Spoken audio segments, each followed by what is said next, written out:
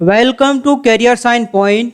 Current affairs के आज के सेशन में वीकली करंट अफेयर्स 13 जुलाई 2020 से 19 जुलाई 2020 तक के जितने भी महत्वपूर्ण प्रश्न बनेंगे सारे हम स्टूडेंट डिस्कस करेंगे और हर एक प्रश्न के इम्पोर्टेंट फैक्ट्स के बारे में भी जानेंगे।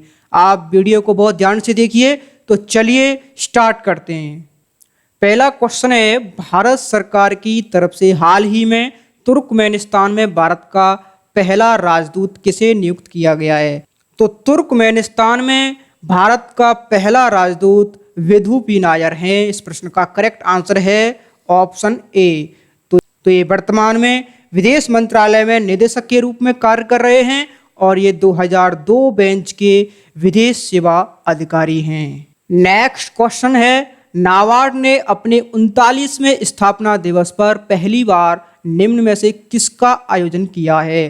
तो नाबार्ड ने पहली बार डिजिटल चौपाल का आयोजन किया है और इस पहल के कारण दूसरे प्रदेशों से गांव वापस आए मजदूरों के इलाकों में आर्थिक गतिविधियों को बढ़ावा मिलेगा। और नाबार्ड ने जल समस्या के मद्देनजर जम्मू कश्मीर और लद्दाख संघ शासित प्रदेशों के लिए एक स्प्रिंग शेड आधारित वाटर शेड परियोजना की मंजूरी दी है।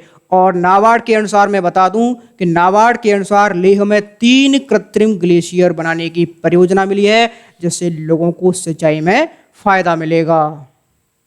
नेक्स्ट क्वेश्चन है, केंद्रीय रेल मंत्री पीयूष गोयल के अनुसार भारतीय रेलवे अगले कितने साल में 100% विद्युत चालित रेल नेटवर्क बन जाएगा? यानी 100% बिजली से चलने वाला रेल नेटवर्क बन जाएगा। तो मैं आपको बता दूं इस प्रश्न का करेक्ट आंसर है 3.5 साल। ऑप्शन डी इस प्रश्न का करेक्ट आंसर है। जैसा कि केंद्रीय रेल मंत्री पीयूष गोयल ने कहा है कि इसके साथ ही यह दुनिया का सबसे बड़ा रेल नेटवर्क बन जाएगा। उन्होंने यह भी कहा कि वर्तमान में रेल का 55% यानी 55% नेटवर्क विद्युत चालित है और यह 3.5 साल में 100% विद्युत चालित नेटवर्क हो जाएगा। रेल मंत्री ने यह भी कहा कि 100% विद्युत चालित रेल नेटवर्क बनने के क्रम में 1,20,000 किलोमीटर का ट्रैक होगा। और रेल मंत्री ने इसके साथ यह भी कहा कि 2030 तक हम उम्मीद करते हैं कि भारत दुनिया का सबसे बड़ा ग्रीन रेलवे होगा। तो इस प्रश्न को आप याद रखें, ये मोस्ट इम्पोर्टेंट क्वेश्चन है आपके लिए, ये परीक्षा में आएगा और आ सकता है। नेक्स्ट क्वेश्चन है, किस देश के प्रधानमंत्री एलिस फाक ने हाल ही में राष्ट्रपति को अपना इस्तीफा सौंप दिया है? तो इस क्वेश्चन का सही आंसर है ट्यूनीशिया। ऑप्शन ए इस क्वेश्चन का करेक्ट आंसर है। और आपको मैं बता दूं कि ट्यूनीशिया के प्रधानमंत्री ने हितों के टकराव के मुद्दे पर 15 जुलाई 2020 को अपने पद से इस्तीफा दे दिया। दरअसल हुआ क्या था कि प्रधानमंत्री का एक कचरा निस्तारण कंपनी में शेयर था और उसी कंपनी को 1,50,00,000 यूरो का सरकारी ठेका भी हासिल हुआ। प्रधानमंत्री एलियास फाक ने कंपनी में शेयर होने के बाद सामने आने के बाद कई हफ्तों तक राजनीतिक खींचतान चली और उन्होंने यह फैसला देश हित में लिया। नेक्स्ट क्वेश्चन है, बीसीसीआई ने पिछले हफ्ते राहुल जौहरी का इस्तीफा स्वीकार करने के बाद किसको बीसीसीआई का अंतरिम सीईओ नियुक्त किया है? तो कुछ दिन पहले बीसीसीआई ने राहुल जौहरी का इस्तीफा स्वीकार किया, उसके बाद किसको अंतरिम सीईओ नियुक्त किया गया है? तो इस क्वेश्चन का सही आंसर है हेमंग अमीन। तो हेमंग अमीन को अंतरिम सीईओ नियुक्त किया है। जैसा कि मैंने बताया कि कुछ दिन पहले राहुल जौहरी का इस्तीफा स्वीकार किया और हेमंग अमीन को अंतरिम सीईओ नियुक्त किया है।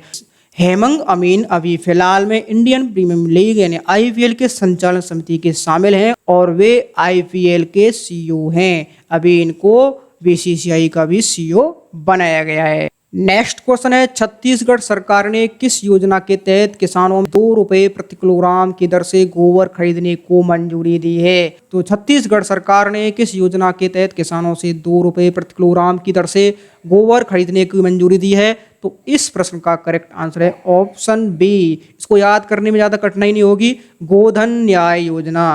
गोबर से होता है गोधन, गोधन। तो इस प्रकार आप इस क्वेश्चन को याद रख सकते हो। छत्तीसगढ़ सरकार ने गोधन न्याय योजना के तहत गौपालक किसानों से 2 रुपये प्रति किलोग्राम की दर से गोबर खरीदने की मंजूरी दी है और इस योजना की शुरुआत राज्य में हरेली पर्व से होगी और ये हरेली पर्व श्रावण महीने की अमावस को मनाया जाता है, ये भी आपको पता होना चाहिए। नेक्स्ट क्वेश्चन है, भारतीय बहुराष्ट्रीय company Reliance industry limited RIL कितने लाख करोड़ रुपए के मूल्य को छूने वाली पहली भारतीय कंपनी बन गई?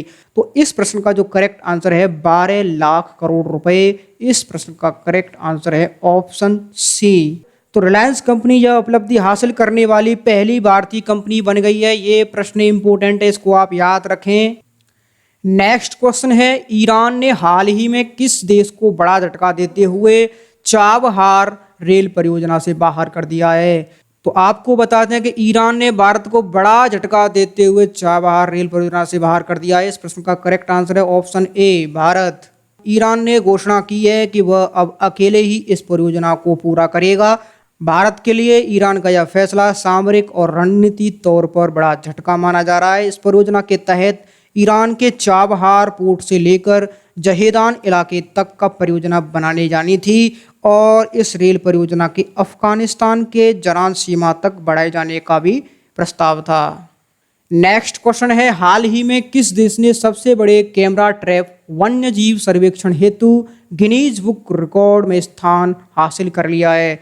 तो इस प्रश्न का जो करेक्ट आंसर है ऑप्शन डी, भारत। तो भारत ने सबसे बड़े कैमरा ट्रैप वन्यजीव सर्वेक्षण हेतु गिनीज बुक रिकॉर्ड में नाम स्थान हासिल कर लिया है। तो मैं आपको बता दूं कि भारत की 2018 बाघ गणना के कैमरा ट्रैपिंग के जरिए दुनिया का सबसे बड़ा वन्यजीव सर्वेक्षण का कीर्तिमान बनाने के लिए Guinness book of world record में जगह बनाई है। केंद्रीय सूचना एवं प्रसारण और पर्यावरण मंत्री प्रकाश जावड़ेकर ने बताया कि पिछले 4 सालों में बाघों की संख्या 2 गुनी हो गई है। तो आपको इस क्वेश्चन को याद रखना है कि कैमरा ट्रैप वन्यजीव सर्वेक्षण हेतु गिनीज बुक में रिकॉर्ड किसने बनाया है? भारत ने बनाया है।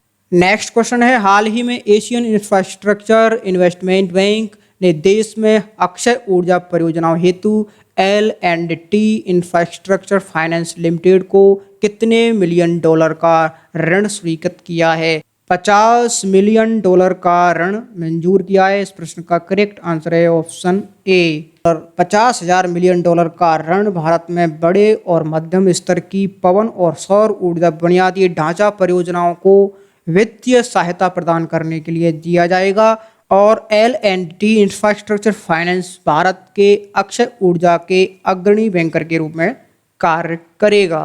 नेक्स्ट क्वेश्चन है, भारत ने हाल ही में किस देश के साथ साइबर सुरक्षा पर एक समझौते पर हस्ताक्षर किए हैं? तो आपको बताते हैं कि भारत ने इजराइल के साथ साइबर सुरक्षा पर एक समझौते पर हस्ताक्षर किए। इस प्रश्न का करेक्ट आंसर है ऑप्शन बी, इजराइल। आपको ये मालूम ही है कि कोरोना वायरस महामारी के कारण तेजी से डिजिटलीकरण के बीच साइबर खतरों से निपटने में सहयोग का और अधिक विस्तार करने के लिए यह समझौता पर हस्ताक्षर किए हैं। तो इजराइल और भारत ने यह समझौते पर हस्ताक्षर किए हैं, ये आप याद रखें।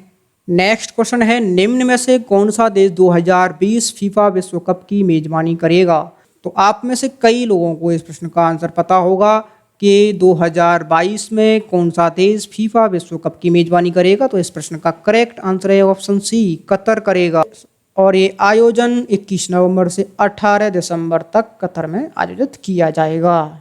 नेक्स्ट क्वेश्चन है, निम्नलिखित में से कौन HCL टेक का नया अध्यक्ष बना? तो इस प्रश्न का करेक्ट आंसर है ऑप्शन डी, रोशनी नादर मल्होत्रा। तो भारत की सबसे बड़ी धनी महिला रोशनी नादर मल्होत्रा ग्रेटर नोएडा में स्थित IT कंपनी HCL टेक्नोलॉजीज की नई अध्यक्ष बनी है। आपको ये प्रश्न याद रखना है। नेक्स्ट क्वेश्चन है, भारत और किस देश ने दोनों देशों के बीच संपर्क की सुविधा के लिए नया व्यापार मार्ग खुला है?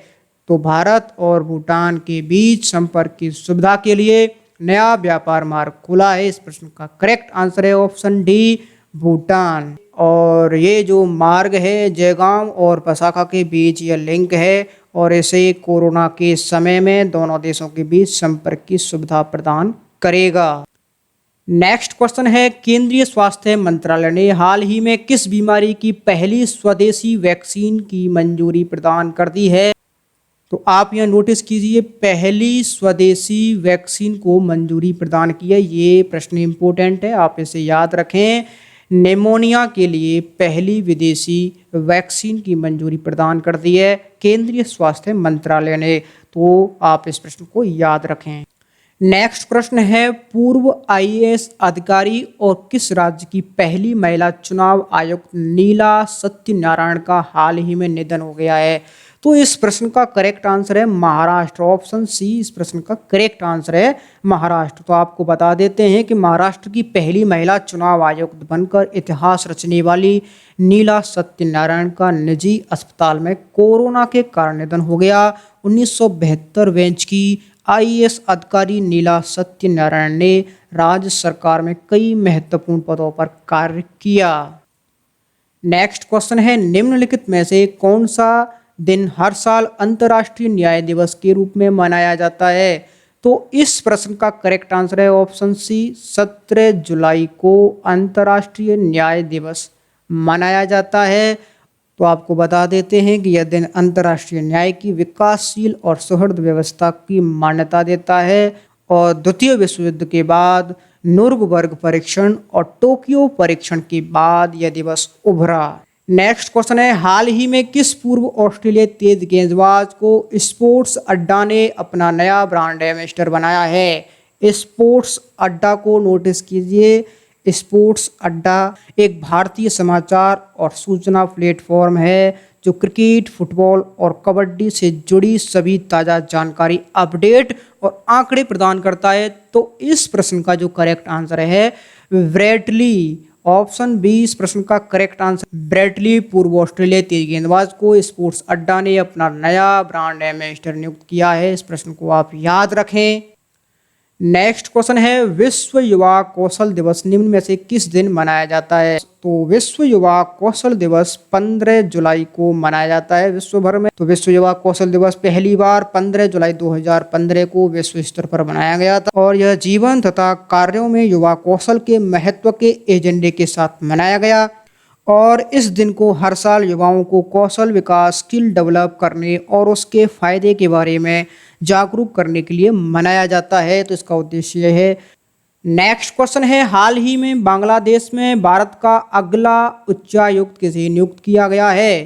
तो इस प्रश्न का करेक्ट आंसर है विक्रम दुरईस्वामी। इस प्रश्न का ऑप्शन ए करेक्ट आंसर है। सही आंसर ऑप्शन ए है विक्रम दुरईस्वामी। तो आपको बता देते हैं कि राजनयिकों की नियुक्ति में बदलाव के तहत भारत सरकार विक्रम दुरईस्वामी को बांग्लादेश में भारत का नया उच्चायुक्त नियुक्त किया है और ये 1992 बेंच के आईएफएस अधिकारी हैं और दुरईस्वामी फिलहाल अतिरिक्त सचिव के तौर पर तैनात हैं। तो इस प्रश्न को आप याद रख लें कि विक्रम दुरईस्वामी बांग्लादेश में भारत के अगले उच्चायुक्त नियुक्त किए गए हैं। तो मैंने आपको पहले वीडियो बनाया था उच्चायुक्त और राजदूत के बारे में, मैंने फ़र्क बताया तो आप उस वीडियो को देख सकते हो कि राजदूत और उच्चायुक्त में क्या फ़र्क होता है। तो पिछली वीडियो डली हुई है, तो करंट अफेयर्स की पिछली वीडियो में आप जान सकते हो राजदूत और उच्चायुक्त।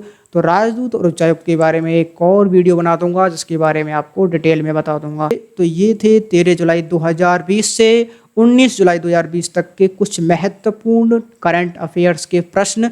आई होप आपको ये वीडियो अच्छा लगा होगा। तो अगर आपको ये वीडियो अच्छा लगा है तो लाइक करें, शेयर करें, कमेंट बॉक्स में कमेंट करके हमें ज़रूर बताएं कि आपको ये वीडियो कैसा लगा। और जिन्होंने अभी तक हमारे चैनल को सब्सक्राइब नहीं किया है तो चैनल को सब्सक्राइब कर लें और बेल आइकन ज़रूर प्रेस करें जिससे आपको हमारे आने वाले सभी वीडियो प्राप्त हो जाएं, क्योंकि मैं कॉम्पिटिटिव एग्जाम के ऐसे ही वीडियो लाता रहता हूं। तो चलिए मिलते हैं नेक्स्ट वीडियो में। Thanks for watching.